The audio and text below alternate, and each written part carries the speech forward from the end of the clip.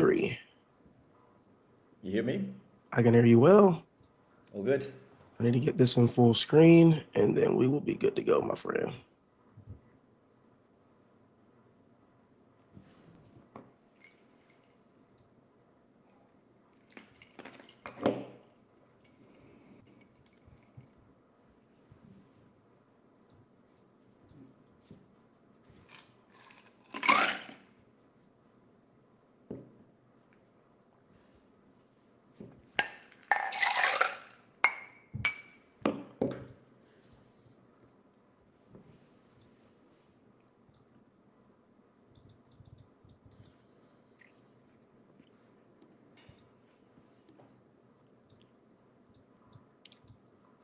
All right. If you've ever felt with an itchy dog, an anxious dog, reactive dog, and you felt like you were just managing symptoms instead of solving the problem, this episode is for you. Today, I'm joined by Dylan Clarkson, and this is messing me Hi. up. There we go. Cool. All right. Today, I'm joined by Dylan Clarkson, a South African-born canine health and nutrition specialist, certified trainer, and lifelong dog owner who has made it his mission to help dogs live longer, healthier lives through better nutrition and stress reduction. Dylan has had hands-on experience with aggressive and unstable dogs in the home. He's worked with families navigating serious behavior challenges and holds a diploma in canine health and nutrition. He connects something most owners separate: what's happening in the gut and what's happening in behavior. So, in this conversation today, you're going to learn a few things. Number one, why intolerances, allergies, and chronic itching are often deeper health signals, the connection between gut health and behavioral issues, how stress impacts digestion, and why training is actually a health tool, what true longevity looks like beyond marketing claims. So, if you want more life in your dog's days and more days with your dog, this episode will shift how you think about food, stress, and responsibility. Dylan, number one, thank you for being here. We appreciate you. Thank you so much for having me, man. I want to ask you one question to kick this off for us. What's the one thing dog owners are going to learn today that could fundamentally change the relationship they have with their dog? Ooh, I think you actually wrapped it up in the intro there, which is that it's all connected. You know, a lot of people look at training as something to achieve a behavior because the dog is causing them inconvenience, rather than looking at training as an aid to improve the dog's health overall. The diet does come into that, but so does training, and it's all connected. So I think All that's right. going to be the big takeaway of today. Well, we're looking forward to Yeah, diving into it. Without further ado, let's get started. We're not going to go into the entire backstory because most cool. people go, we don't want to know your whole backstory. We want to know how is this, what you know, going to change my dog's life. But it is important to understand what got you so involved For with sure. dogs, training, and nutrition.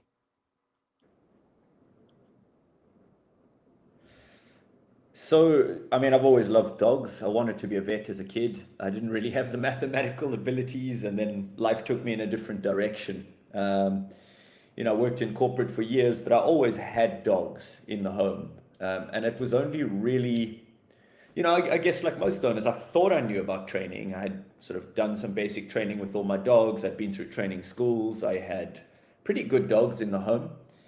And nutrition was always the passion point, just you want healthy dogs, right? And so Mhm. I'd studied by myself initially, before I actually started formal studies. And that was all for my own dogs initially. Mhm. And what was going really well was, you know, just my dog's health and all that side of things. Then I got a dog that changed everything, I guess. He just didn't regulate. He had weird behavior. He became aggressive toward family members.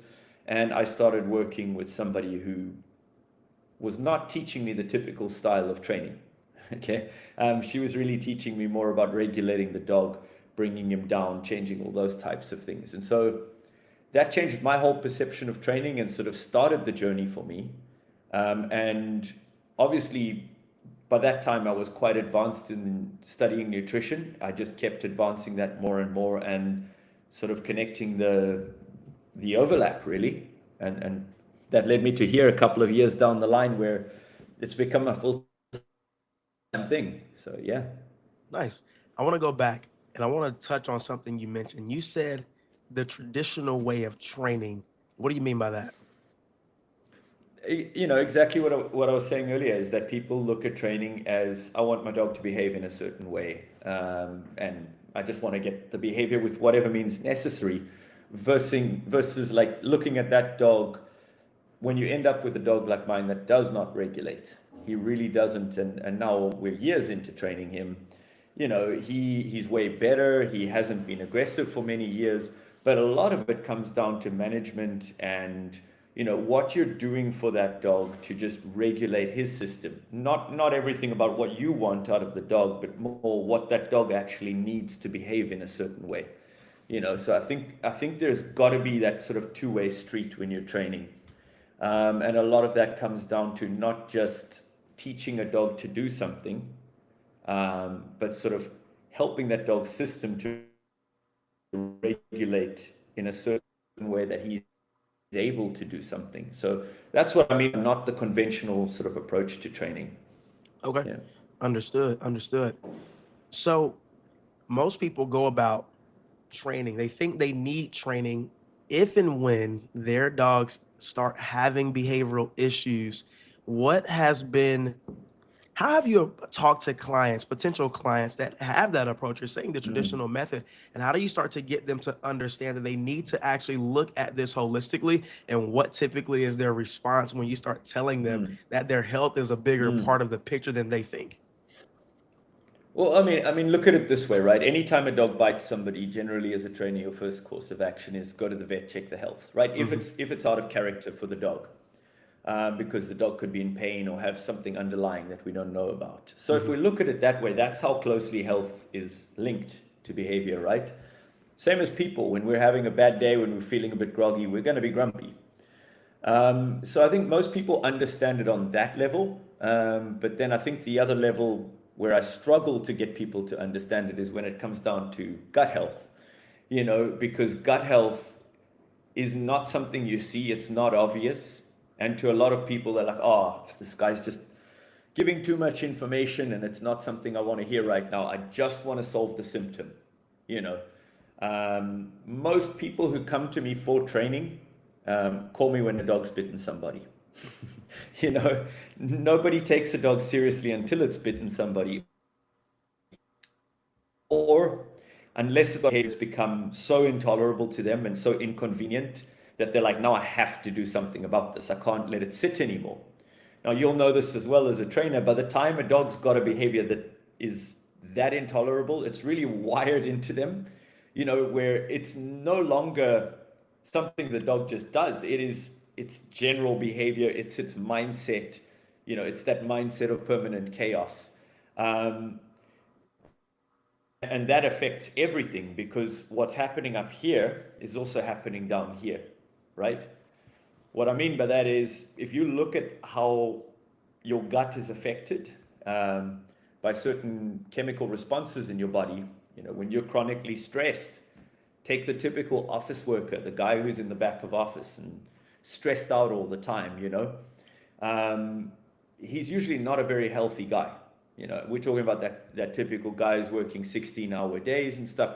Often things come with that, you know, depression, anxiety, those types of things that would affect a human. And dogs are no different. In fact, they're probably more sensitive. So when your cortisol levels are constantly high like that, or you're constantly in that sort of state of stress, your gut constricts. And when, you know, I think we've all felt that when you get a big fright or when you get horrible news or something like that, your gut constricts. Okay. And that's because your brain and your gut have a two-way communication system down the vagus nerve. And so, you know, when that is happening in the gut, digestion is not happening wonderfully. Okay. And so when digestion's not happening very well, you've got particles of stuff that are sitting in your intestines and in your gut that are not very well digested. And rather than the correct, you know, sort of bacteria and yeast and all those things down there, the correct flora breaking those down, you start getting things that you don't really want down there because things are not happening normally. So you would get an overpopulation of different types of bacteria and yeast and all sorts of things that you don't want breaking things down. And that's when things start getting really tricky. Now, like I said, your gut and your brain have a two-way balance. So it's not only when you get a fright that you feel it in your gut, or when you're falling in love, you're feeling butterflies in your stomach. It's not just those things. It's the other way too. Your gut is also talking to your brain. I'm sure you've been hangry before, right? Yes, for You know, sure. we've all been.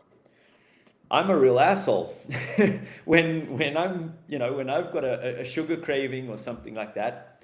I can be the worst human being alive. Where afterwards I actually, question my own morality. Like, geez, why was I being such a prick? Hmm. Because I was hungry, and that's the other way. That's your gut telling your brain you're agitated because it needs you to take an action. And so when you start to understand it like that, you see how there's this linkage between the two, right? And when you do have a bad situation going on in the gut, it affects all sorts of other things. An unhealthy gut will generally have low butyrate levels, and that's directly linked to anxiety and inflammation in the body. Now, back to where we were coming from, when a dog bites somebody, it's usually to do with the health. Inflammation, again, is probably one of the things in the body that causes more diseases and more major health problems than anything. So we're not just talking about anxiety in the mind, we're talking about inflammation in the body. And so the gut is really crucial. And when you explain it to people like that, I think a lot of people will still feel it might be a leap. I think we all want what's convenient as dog owners, which is treating the symptom rather than looking at it bigger and bigger and bigger picture. But when you start understanding it like that, it becomes undeniable. You have to start looking at it. So you said a mouthful with just that. And I'm taking mental notes right now. I want to go back to something you said way earlier, pretty close after I asked the last question. The question now is this: you're telling me right now that what I'm feeding my dog every day has potentially more of a bearing on how they behave than me actually physically training them. No, Okay. no, I'm not saying that. It's everything is connected. So let's say you had a dog that had extreme anxiety, right? If its cortisol levels and its adrenaline levels are always out of swing, you could be feeding it an amazing diet, and that diet would be having no impact on that dog's health. So let me give you a specific case example. Um, I dealt with a dog that ate a wonderful diet. Like, the diet was spot on. The owner knew what they were doing, and they contacted me because they couldn't get it solved. Their dog's skin was falling apart. They had hives all over. The poop was bloody and ugly and runny. You've worked with stressed dogs a lot. Yes. What's the first thing that happens when you take a stressed dog to a new environment? They go and drop a big jellyish, gooey, gross, Disgusting. weirdly digested poop, right? It's very rare that you'll have an extremely anxious, stressed dog that, kind of drops a healthy looking stool. And so that's the other side of things. It's all got to go together. But it could have as big of a bearing on a dog's behavior as training. Yeah. So if you've got a dog that's, you know, the diet is terrible, what's going on in the digestive tract is causing a lot of inflammation, and their behavioral messenger chemicals are all out of swing. That's also, that's gonna cause the opposite effect. And then it's all linked. So it's a vicious cycle, isn't it? Right? If the gut's out of swing, the behavior's out of swing, which causes higher cortisol levels and higher adrenaline levels, and you've got a dog that's just in a complete state of ruins. Got you. We understand now clearly what you're saying. So then you are doing this for a living, and this has been your whole Yeah, approach to training dogs. That typically means that you're seeing a lot of people not feeding their dogs a proper diet. What almost type of every single diets? one. All right. So what type of diets are you seeing daily that you would say people need to change? And then what does that change need to look like? Okay, so I think there's a lot to this one, right? The most typical diets I'm seeing is kibble, of course, because it's widely available and it's what everybody has kind of been conditioned to feed. But then when you look at a dog, it's 99.9% wolf, right? That's really what it is. It's a wolf that over time has adapted to live among people. And with that adaptation, it's developed amylase. So it can break down some level of carbohydrates in the diet. So, you know, when people look at a dog and they say, yeah, but it's not a wolf, it's not. You know, it can break down some level of carbohydrates, but it should not be breaking down carbohydrates and getting energy from that. It should not be breaking down the amount of plant matter that the average dog is. And I think what I see mostly is that humans look at their diets because we're omnivores. Um, you know, just to clear this up, we're omnivores and dogs are carnivores. They've got pointy teeth, vertical jaw movement. They don't have that lateral jaw movement for grinding up plant matter, right? And while they do have some level of amylase, when they're getting too much plant matter in their diet, it's not very good for them. Okay, they're not breaking it down right. Plant matter is fiber, and you know, fiber obviously moves things through the gut at a particular speed to make sure that the dog is absorbing the correct number of nutrition. So when the fiber levels are out, it also does start affecting things. There are also anti-nutrients in vegetables. You know, plants have their own defense mechanisms to stop them being eaten. And so when we're feeding a dog too many anti-nutrients and we're getting all these oxalates and phytates and things like that, we can get kidney problems in a dog, we can get all sorts of things, as well as just throwing things out in the gut. We're feeding a different biome to what we should be feeding, which is, you know, a carnivore's gut biome. And so it does throw things out of swing. Now, where a lot of people go wrong is they're taking a kibble that's 40% plant matter, and they're thinking like a human and saying, well, I'm going to make my dog even healthier, so I'll chop up some fresh veggies, and that will be the addition to the kibble. And they're taking 40% plant matter and adding even more to it now. And a lot of that plant matter in the kibble is hard to digest types, like corn and, you know, types of plant that are hard to digest for a dog.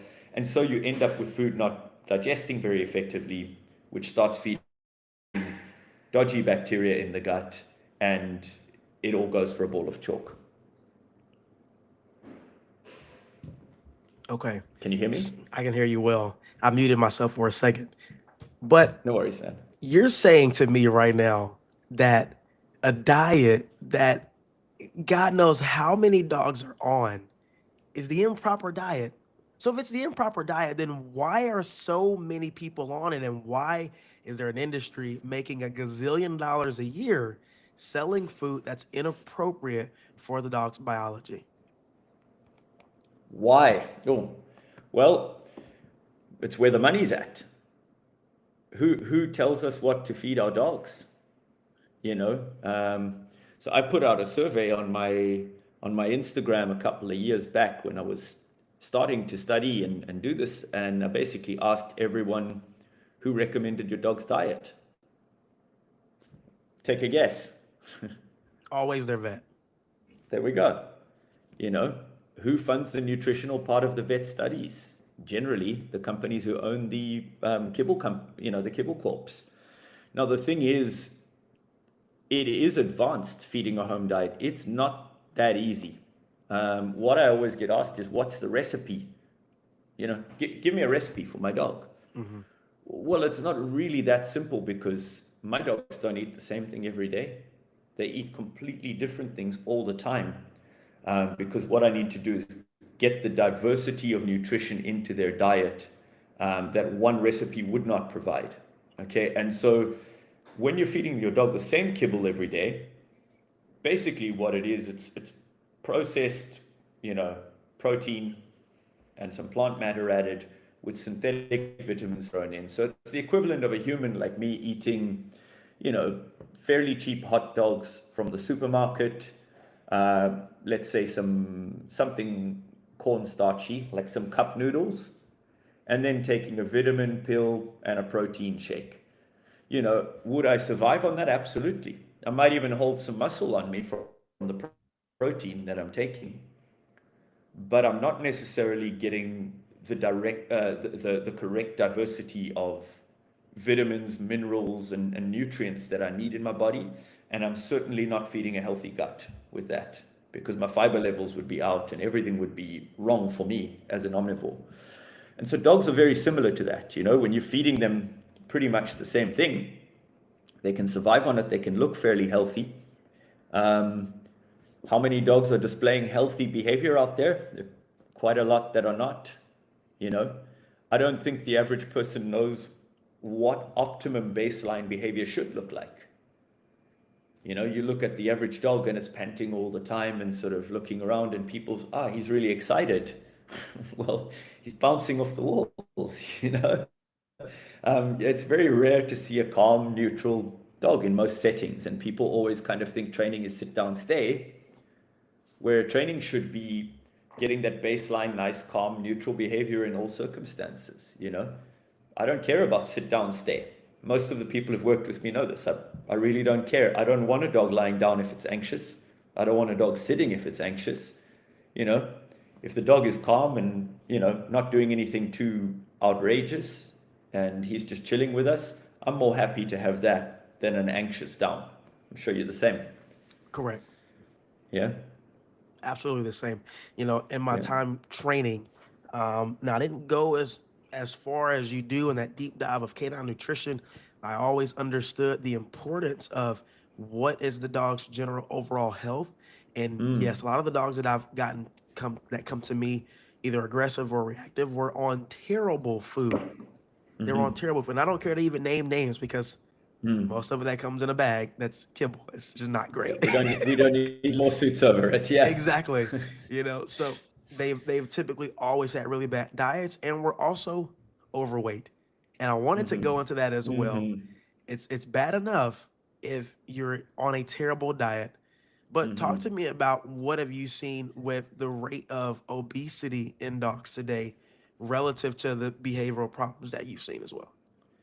Well, there are so many fat dogs right now that a dog with the correct weight looks underweight to the average person. You've seen my little girl on my page, the small dog. Everywhere I go, people are like, no, she's too skinny. She's underweight. Her weight is on point, and I'm really particular about my dog's weight because of the impact that it has to every aspect of their health and happiness. Everything from their joints and tendons to their cardiovascular health, to their increased risk of all types of fatty cancers, to the pressure that it puts on every single filtration organ in their body by feeding them an excess of what they need. Their breathing, when dogs lie down or do certain things, their breathing is affected largely by how heavy they are and how fat they are. Their gut health is completely destroyed when they're overweight. And, other things that we don't even consider, like humans, we can have a little bit of chub on us. We walk upright. And so our weight distribution is downwards. Dogs are horizontal. And so when they're fat and that weight is pulling downward, that puts pressure on their spine, and it's just really all not a pretty situation. But the average dog is fat. You should see a little rib. You should. You should see a minute glass kind of dip in at the waist. If you're looking at a dog from the side, you want to see a tucked belly. If you're looking at a dog from the top, you want to see a little bit of a minute glass tuck in at the hips. That's what you want out of a dog. And I don't care if it's a bulldog. I don't care if it's a pug.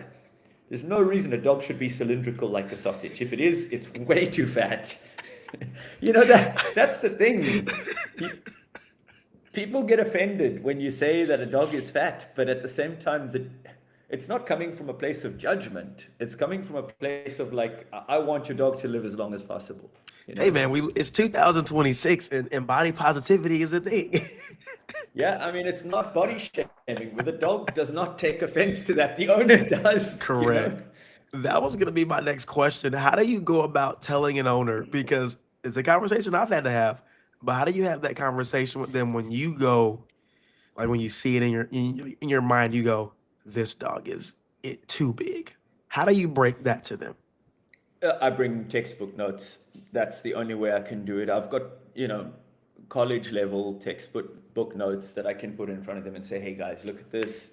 You know, don't take this the wrong way, but I've got to show you this and show you the harm it does. And, you know, it's really an educational conversation. And I find most people are pretty open to it when they actually see that. They're like, oh, we should see a little rib. Oh, I didn't know that. You know, it's usually not done with bad intent. We all love our dogs and we all want to feed them. And I think what a lot of people don't realize is it's not an omnivore and it's not a herbivore. It's not a grazing animal. It doesn't eat that many times a day.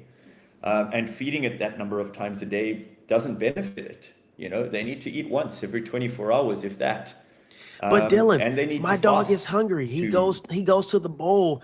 You know, he keeps going back to the bowl and he keeps coming up to me for treats. What do I do? Just not feed him?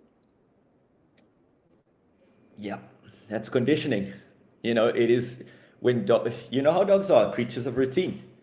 You know, wean it off if you have to. Wean it off and create a new routine. And yeah, I hate fasting day in my house. I really do, because my dogs know they eat at nighttime, and when I have a day that they fast, they don't enjoy it. Neither do I. But I know how much that reduces the risks of certain types of cancers and other things. And you know, their organs do need a chance to rest and you know, heal up. And so it's just one of those things you got to do. You know, as an owner, if you love your pet, you focus on the health rather than, you know, treating the symptom in front of you. Oh, he's agitated, I've got to solve this. Because with everything with dogs, from a training perspective, you know how it goes when you try to pander to their every need, right? Yeah. You You create a build a, you terrible build dog. a, yeah, Yeah. there you So go. my next Same thing with question food, is, man. and I hope I don't step on any toes. And if the shoe fits, you know, try not to wear it. I mean, try to change it. But the next question may step on some toes. Do you ever see a correlation between a dog's weight and the owner's weight? Always, And activity level, I would say too. I don't just want to always. make it about weight, but let's talk about, you know, holistically activity level, their diet, and their exercise. You said you always see a correlation Always. between the two. So then when you're looking at a fit dog, typically the owners are fit people. Yep. And when you're looking at an overweight or obese dog, typically the owners are overweight or at least live a more sedentary lifestyle. Pretty much.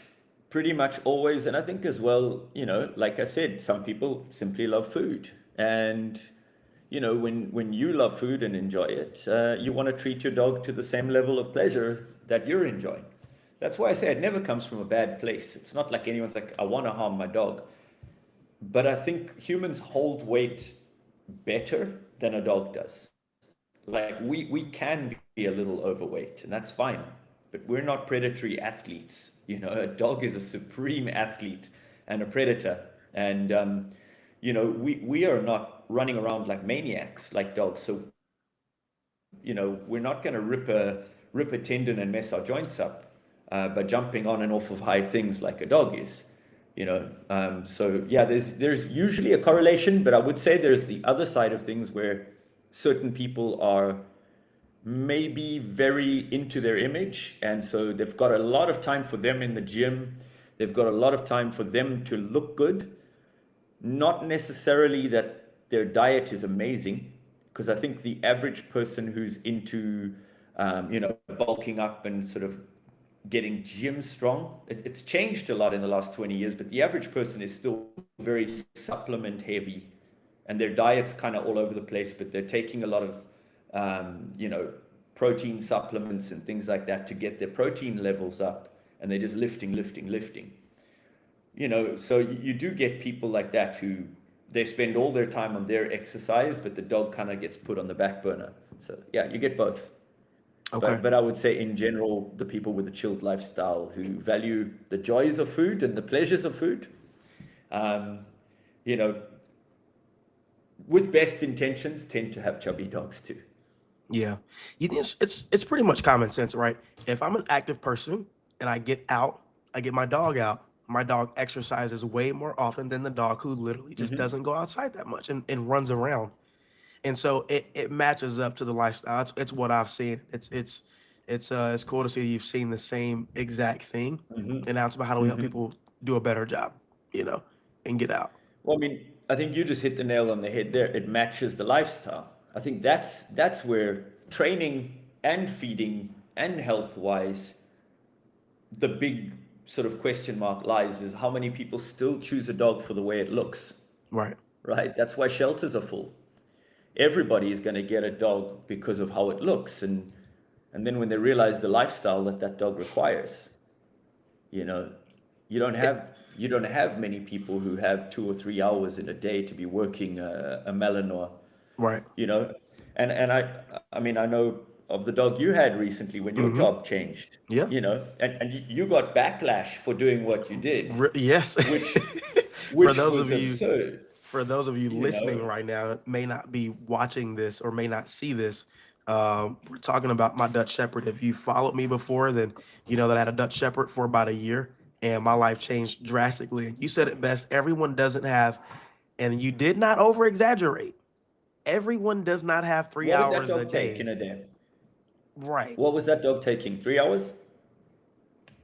I mean, when my lifestyle allowed me to be with him all day, we definitely spent 3 hours together, either just out in public, at a park, or out walking. It was Mm-hmm. easily 3 hours a day, Mm-hmm. and it still is Mm-hmm. not enough. And that's what most Mm-hmm. people don't understand. It makes Mm-hmm. me the most sad to see a really high energy dog Mm-hmm. be overweight. If I Mm-hmm. see a shepherd of any kind, if I see a border collie, if I see any of those dogs, not that any other dog should be overweight, but when I see those, and I'm going to ask you this question: have you typically seen that those dogs that are high energy, high drive, when they're overweight, what I want to ask this the right way. I want to ask it the right way. What's the correlation or what's the intensity of their behavioral issues versus a dog that's more chill and laid back when they're overweight? Does that question make sense? It does, but to be fair, I think we have to look at the genetics of the dog first as Right. well. You know, you get some dogs that are just a great, balanced, really like some people hit the genetic jackpot. And so I've worked with collies in the past that were fat and didn't have particularly bad behavior. But the other side of things is we've got to look at, you know, what the potential issues in a gut could be. You know, it's not always a matter of an anxious dog, because some dogs are naturally confident. They're not an anxious dog. But what I did find with the fat dogs is they completely lacked motivation. And, you know, when you look at, you know, the types of things that your gut contributes to, that's low dopamine levels. Mhm. So that dog has got an unhealthy gut and it's just a lazy slug, which is what a collie should not be, you know, or a working dog should not be. So it can go both ways. If the dog's natural kind of genetic inclination is anxiety and alertness, take your typical German Shepherd, right? When you get an unstable German Shepherd, they're way more alert and way more suspicious of everything around them. They have quite a high likelihood to sort of form aggressive or grumpy behaviors. You take some dogs that would naturally just be very balanced and calm, lazy, unmotivated, a lack of ability to learn. You know, that's what I find mostly, and I think it once again it comes together through the diet and the lifestyle where a working dog that's had its brain stimulated a lot and you've worked with it a lot, and you'll know this from training, you know, dogs that haven't been trained before. When you start working with them, you'll see some dogs have that natural inclination to offer proactive behaviors and start working with you. When I've sort of meet fat working breeds that are out of shape, I often find that there is no motivation, there is no proactivity. They're kind of just slugs, which is when you have worked with healthy dogs, you know that that's not how they are. So it's not always that you'll get aggressive behaviors, but a lot of the time you'll get a behavior that's unnatural to the breed. Okay. Yeah.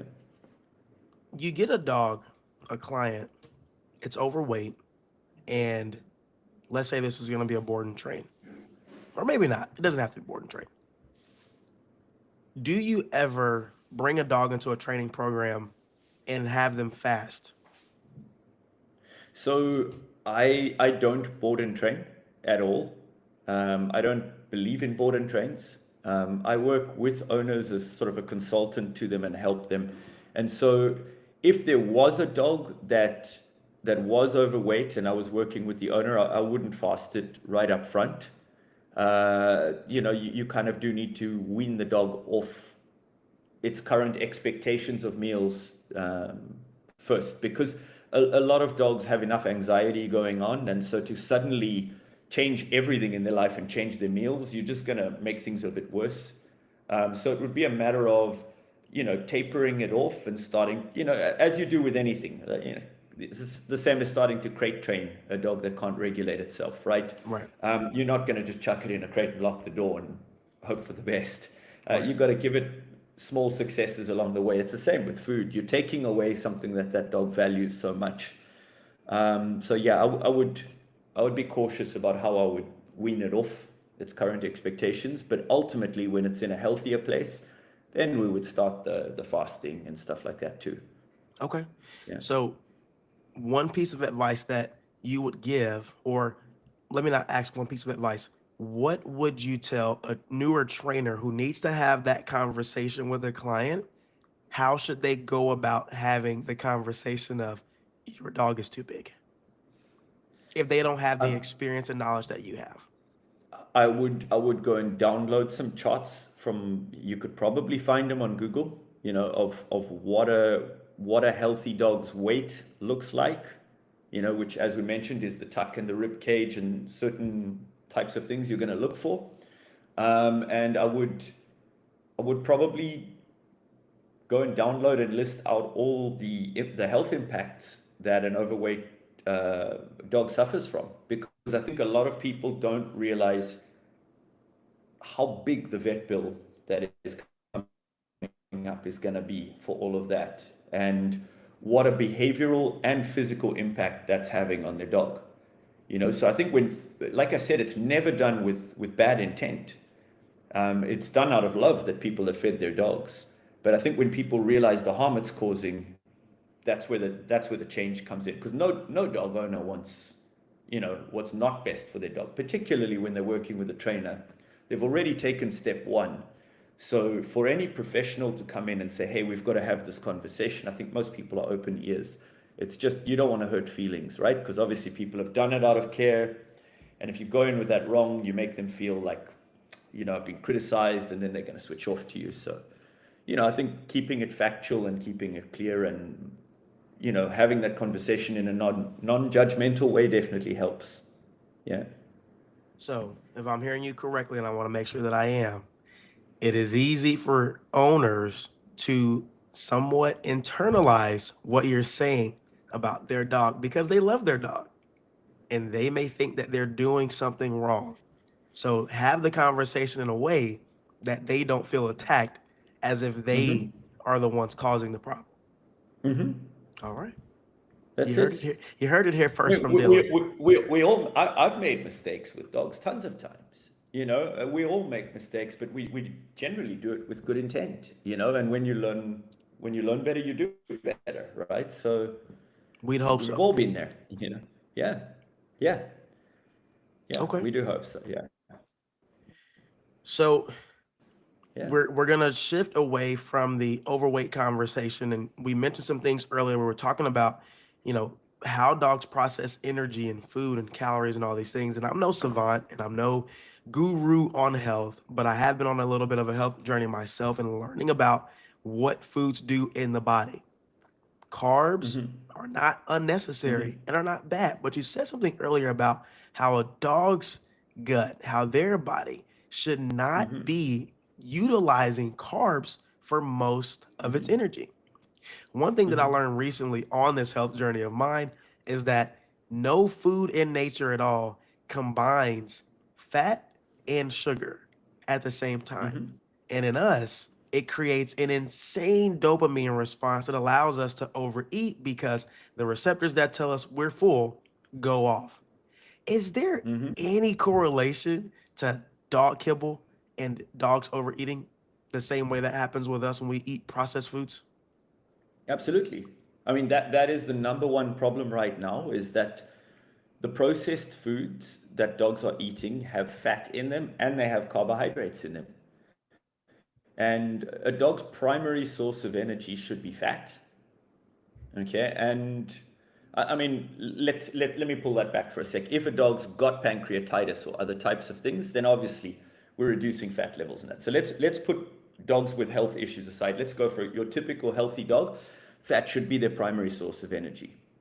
When you start putting fat and carbohydrates together, now there are two sources of energy, because yes, they can digest carbohydrates and they can take energy from it.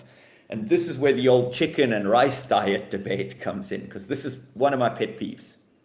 Somewhere along the lines, someone's dog had diarrhea, and vet said give it gentle food, it can easily process chicken and rice. And for some reason, people took that as chicken and rice is a vet approved diet, and it is absolutely not. You know, to be giving a dog chicken and rice all the time, some people try and add the frozen 3-in-1 veggies to that, you know, the corn, pea, carrot frozen mix. That's not a diet for a dog. It should not be a diet for a dog. You know, it lacks so many key nutrients that a dog actually needs. Um, but what it does have is a lot of carbohydrates, and it can be fatty too, you know, particularly if you've got a lot of chicken skin in there. So you're giving it, you know, and for some reason, when we feed dogs, we tend to use most of the offcuts of things. And so, you know, fatty chicken skin and carbohydrates, that is that is a highway to the vet. Because when you're giving an excess of carbohydrates, you got to look at what's going on in the gut. What are you feeding in the gut, right? Um, don't always look at it as what are you feeding the dog. What are you feeding in the gut that is feeding the dog? So, you know, like I say to a lot of people, like for instance, you know about my little farm down in the country. So I've been growing stuff on my farm for years. And one of my biggest learnings over the years is when you're farming anything organically, you're not farming plants, you're farming soil. Because if the soil is healthy, it's feeding the plants correctly. A lot of people think plants directly absorb compost. They don't. There's all this micro life in the compost that breaks things down further and releases them for the plants to absorb. And that's exactly how a dog's gut microbiome is. You've got to almost think of it as the soil and the dog is the plant. Mm. Those little, you know, that flora in your dog's gut breaks everything down, and that is what feeds those nutrients your dog cannot access through the food to your dog. So that's why I said to you earlier, if you've got a dog with bad gut health, you can be feeding it a great diet. He's not getting access to that. Yeah. So if a dog's got an unhealthy gut, they're not accessing half the nutrients they need. When the gut health is right, they are. Now, when you're feeding a dog an excess of carbohydrates, you know, look at it this way: if you ferment anything, you're basically feeding yeast with sugar, which is what carbohydrates are. And so you're going to be feeding an excess of yeast in a dog's gut. And that's why so many people are like, oh, my dog's ears are itchy. My dog's paws are itchy. My dog has these brown patches on their armpits and, you know, on their face. And look how many dogs have these brown patches. And you sniff the average dog around those brown patches, it smells like corn chips, right? Yes. It's got that cheesy corn chippy smell. That is yeast. And yes, you're seeing it topically, but it's a symptom of what's going on in the gut. And so, like, a lot of the time, people are like, oh, my dog has this topical yeast infection. They go to the vet, they get a shampoo that clears it up topically, but they're not dealing with the root of the problem. And they're, in fact, feeding the root of the problem. And so, yeah, what's going on in the skin is just a symptom of what's going on down here. So that's why I've switched from Purina to Costco brand to IAMS to every brand known to mankind, and my dog still is allergic to all these different foods. All I've been able to feed him now is wet food. He doesn't have all these problems. You're telling me that it was carbs and yeast. Look at what kibble is. Generally 40% plant matter, generally. And when I talk about kibble, I'm not talking about these really high-end cold pressed foods that you're getting these days. That's a different thing. Your typical heat processed kibble, yes, it's an excess of carbohydrates in the food. And it's not just an excess of carbohydrates. We're touching on two separate things here when you say your dog's been allergic to things, right? Okay, so a true allergy is like a human. If you ate nuts or shrimp and you were allergic, you'd completely shut down. Your face would swell up, you'd hives, you wouldn't be able to breathe. Your body would try and expel that by all means possible. You'd be puking. That's a real allergy. What a lot of people are dealing with in their dogs are not allergies at all. They're intolerances. And the difference between an allergy and an intolerance is basically that the gut health at some point has been compromised, and the gut lining has been damaged in some way, either by chronic stress where there's been a buildup of bad bacteria in the gut and things have become very inflamed, or whatever it is. It could have been a variety of things that have caused some sort of agitation on the lining of the gut. And when the dog has eaten things, which 90% of the time are poultry-based or chicken-based, the outer lining of the gut that basically prevents things from getting into the bloodstream from the gut has detected chicken particles or beef particles or whatever that dog's eaten and said, whoa, you shouldn't be going into our bloodstream.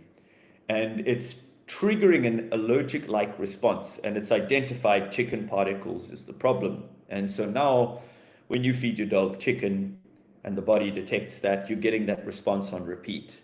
And so if you're going from one chicken-based food to another chicken-based food to another chicken-based food, you're not really solving the problem. You're giving them the same thing. So, if it's yeast-based, where you're getting the brown things and the itchy ears and the corn chip smell, that's your yeast type problem. When you're getting, little hives on the skin and that type of stuff, that's going to be more your allergy type problem. And again, a dog that is itchy like that is not in a good mood.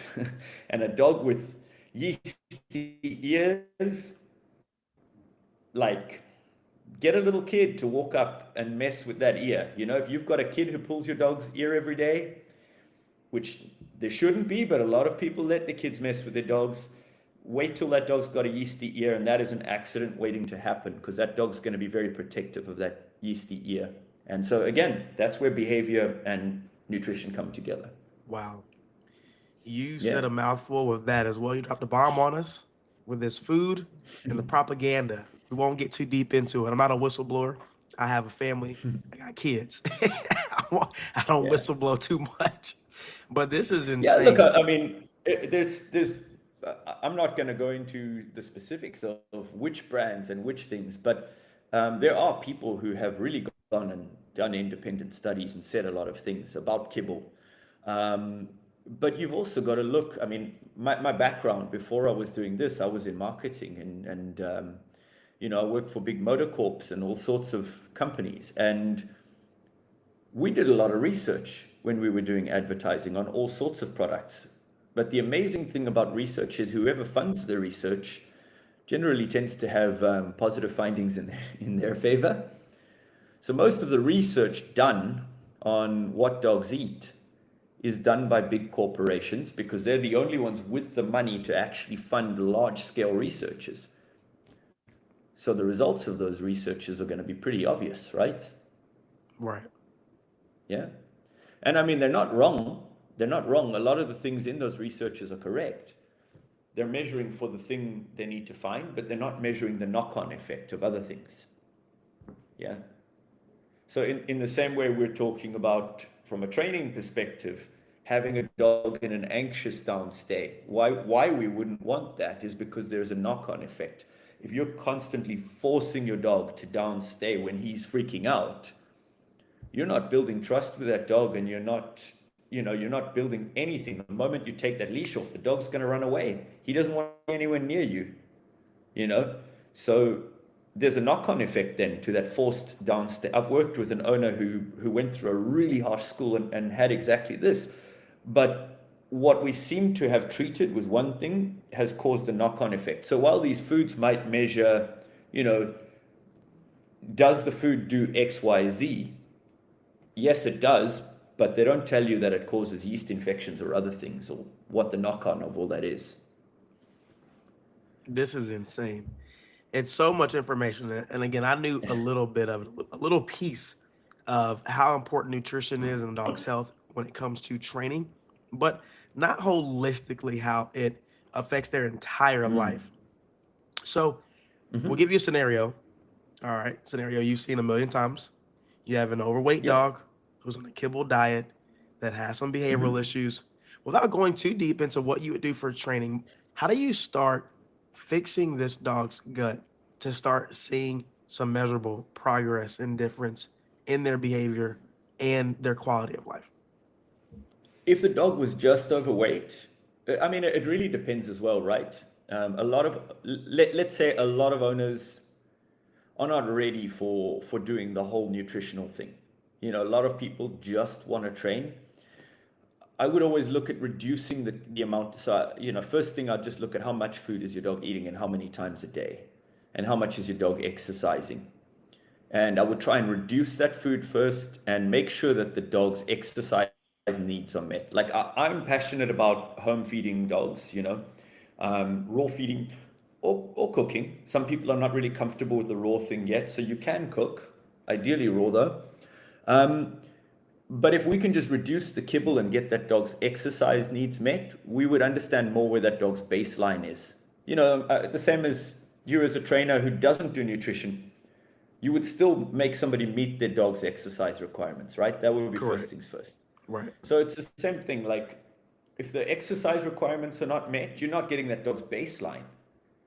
I've had so many people where I'm trying to train their dog, and I've told them your dog needs an hour of exercise and fulfillment in a day. I can see week on week when I come in if that's happened. Correct. You're working with a reactive dog and you say to somebody that dog needs 20 or 30 minutes of tug before you come out today.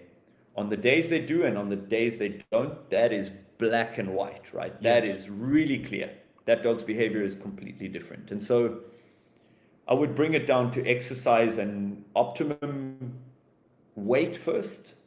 And if things are still looking strange, or, if there are hives and yeast infections or things that are really obvious that you absolutely can't deny, I would talk to the owner about that. What I have found though is a lot of owners who've trained with me have followed my content and ultimately come back and said, I need to change my dog's diet. And when they've changed their dog's diets, they've seen huge results afterwards. But a lot of them as well. So many people have been conditioned to trust vets only, and so a lot of people have issues. Like there could be simple things. I mean, I know one of my clients' dogs had an anal prolapse in the past. It wasn't digesting regular kibble very well, and so the vets had it on a high fiber kibble. Literally the exact same ingredients as everything else on the back of the packaging, except with fiber added, and a basic low quality beet pulp, which is your standard kibble fiber. And so they were scared to change or try anything else because obviously that's quite traumatizing when your dog has that. And they've recently decided to change over because, they're understanding now that this type of food can benefit their dog. And it's exactly the same thing. I'll just formulate a healthier diet for the dog with a different type of fiber tailored for that specific dog. So, Dylan, my vet told me that if I start to feed my dog raw food, they will not take my dog as a patient. What do I do? The raw food one is a challenging one, um, and understandably, I never say to anybody raw food comes without risks. I never say that because it's not true. Okay, I raw feed my own dogs. I know there's a risk that comes with raw feeding. Um, there's a lot of knowledge that comes with raw feeding to reduce those risks, and it's still not without risk. But at the same time, a doctor would not advise you to eat beef carpaccio, steak tartare, any type of raw beef or raw meat, or even sushi. Those are not advisable things to eat. Raw food comes with a level of danger in all species.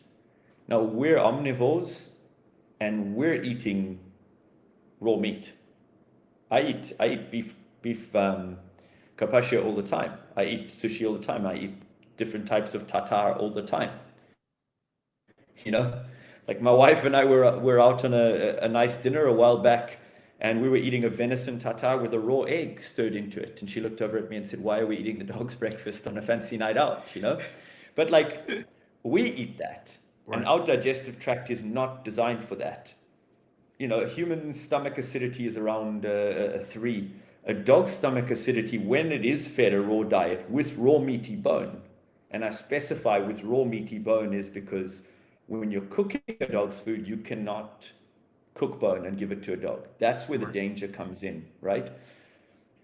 When a dog is digesting large chunks of meat and raw meaty bone, their stomach acidity becomes very, very low. And so their stomach acidity is around a 1, which is like hydrochloric acid. Whoa. That's a defense mechanism.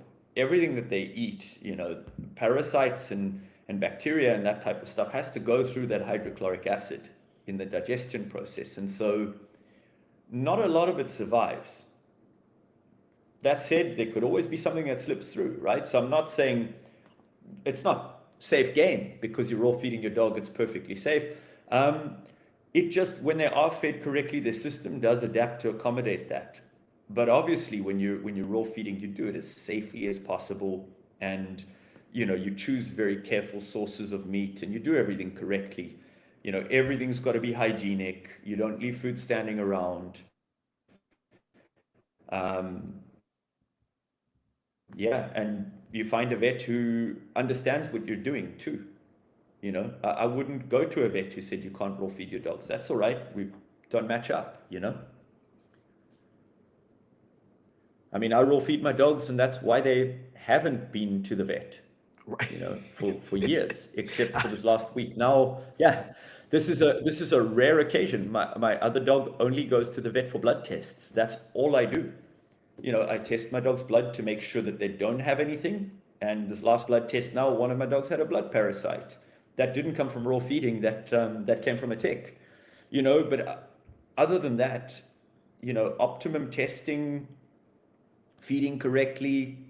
My dogs have never had a hotspot. Not once. Before this, when I had kibble-fed dogs in my life, we often had, little hotspots or some sort of pyoderma or something like that we were going and treating. Yeasty ear, yeasty paw, and the vet would say, well, here's a topical treatment for it. And a year later, it would be back, or 6 months later, it would be back, and slamming dogs on antibiotics all the time, which wrecks the biome. And that was a long time ago when I didn't know better. But now that I do, I can say my dogs are almost never in the vet. That's amazing. So there's risk. There is risk, right? Like I said, if you fed bad meat or something like raw salmon that could have, I don't know if you've heard of salmon poisoning. I have not. Yeah, so salmon poisoning is a real threat. So while humans can eat raw salmon, dogs can get a parasite from that. That is very dangerous to them.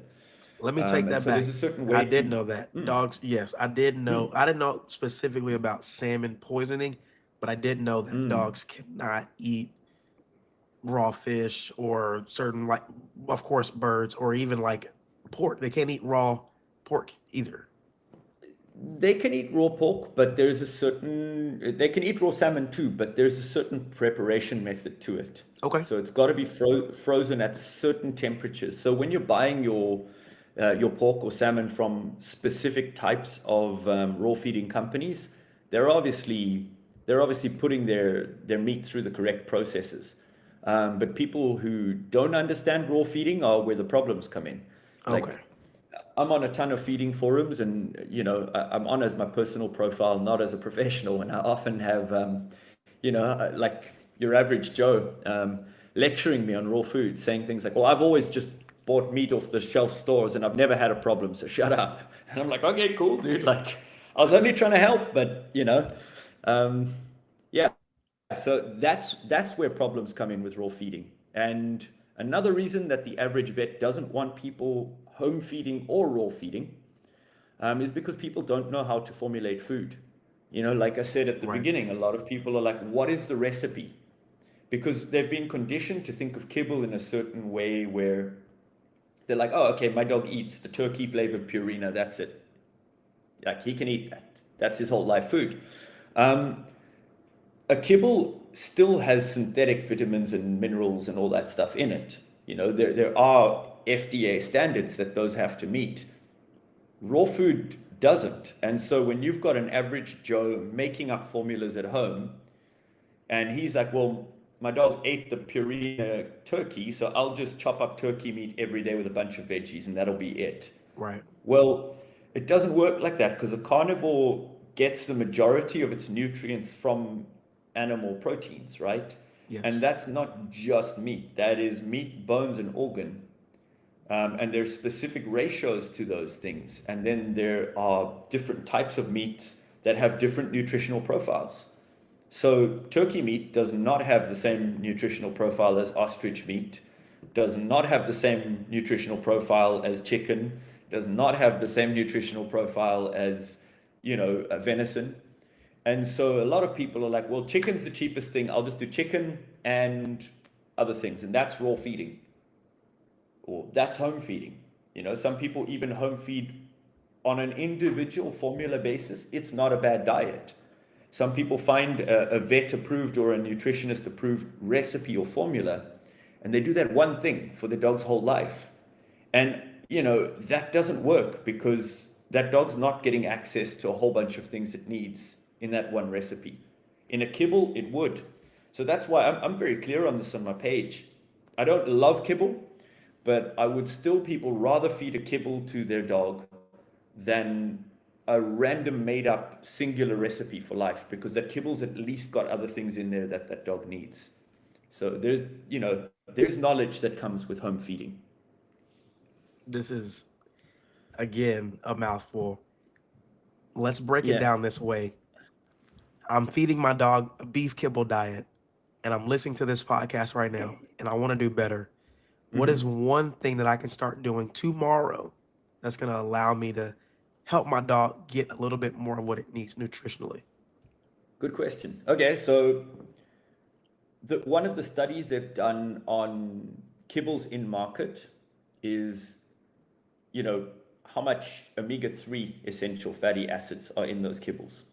Okay, omega-3s, although you do see omega-3s in types of seed, that's not what our dogs need. The omega-3s that our dogs need for healthy joints, healthy skin,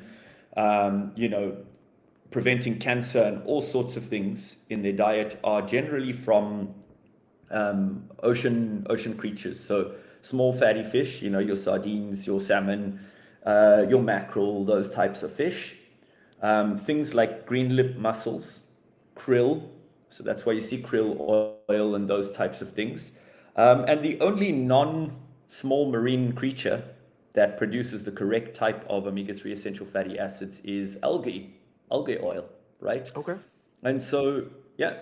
And so I would say your initial thing that you could do to improve a dog's diet would be to add that to your kibble because those things do not hold very well outside of an animal's body. So if you're feeding a kibble that says it's got omega-3s in, the odds are when that's been standing on the shelf for months, those levels have depleted. I heard a study a while back, trying to remember what it was. I think they tested 12 brands and found that out of 12, 9 had no omega-3s and 3 had minimal omega-3s in them. So I would say omega-3s would be my first place to start adding. And what I would do would be that I would add the meat to the food, not a processed oil. So I would add actual green lip mussels. If you're not sure if your salmon meat or something like that is has been frozen at optimum temperatures, steam it. Steam a little salmon, steam a little mackerel. Add real meat into your dog's diet. They're carnivores, so when you've got a kibble that's 40% plant matter, that 40% plant matter isn't that needed. Okay, vegetables are not what's lacking in a dog's diet. Meat is. So omega-3s would be my start point, and then any other sources of good grass-fed meat, so that dog isn't only getting synthetic nutrients, but it's getting natural sources of nutrition as well. Little bit of organ meat. Could give them a tiny little slice of liver every day, or a little bit of omega-3s, and that dog would be getting way more natural nutrients and omega-3s in its diet. And omega-3s are huge in longevity for a dog, not just for joint health and preventing cancer and things, but also for all the anti-inflammatory responses in the body. So your omega-6s kind of trigger an inflammatory response that tell the body, okay, we're hurting, and then your omega-3s support the anti-inflammatory responses in the body, where it's gonna tell your body, okay, we need to heal what is hurting. And so you do need a balance of both. The problem is in kibble, there are omega-6s because the seed oils hold stronger outside of a body. And so you're feeding your dog a food that is supporting their inflammatory responses without the anti-inflammatory responses. So if I get technical on it, that's my reason why I would say add omega-3s into your dog's food first, not just for the vitamins and nutrients that come with the fish meat, but also for those anti-inflammatory responses. Most dogs are living life inflamed, okay? And inflammation leads to every chronic disease. So that would be my start point for anyone. That's amazing. Yeah. That right there is not only helpful, it's affordable as well. I think everybody can afford to buy a pack of any of those things you just said per week to add a little bit to their dog's food. Yeah, and the New Zealand green lip mussels, you can buy it in powder form. You can buy them freeze dried. You can buy them in various forms. So, if you don't want to be steaming mussels every day of your life and you've got a busy schedule, buy freeze dried ones. Just do what is manageable for you as an owner. Amazing. Dylan, we could go on for hours about nutrition and training and big kibble and so many other things. And I think we will do these on all different episodes. I'll definitely have you back on here, but we're going to save that for a few other episodes. But before we sign off, I do want you to let everybody know who's listening and watching where they can find you at on socials and how they can get a hold of all the education and information that you've provided us today on the Dogopedia podcast. Okay, cool. Thanks. So yeah, I'm on Instagram, TikTok, and Facebook as Lifelong Tales. My primary page is Instagram, Lifelong Tales. That's the one I'm most active on. And you can find me on any of those places. So it's lifelong_tales. That's it. Amazing. Dylan, we thank you so much for being a guest on the Dogopedia podcast. We're looking forward to having you back on. For those of you listening and or watching right now, please go and get Dylan to follow. He is a wealth of knowledge about canine nutrition. And like he told you here earlier at the beginning of the show, you're going to learn exactly how you can start to change your relationship with your dog and change their gut health, change their relationship with food by doing some of the recommendations that he said here today. So again, we're looking forward to have you back. Thank you all for listening to the Dogopedia podcast. God bless, mate. Thanks for having me.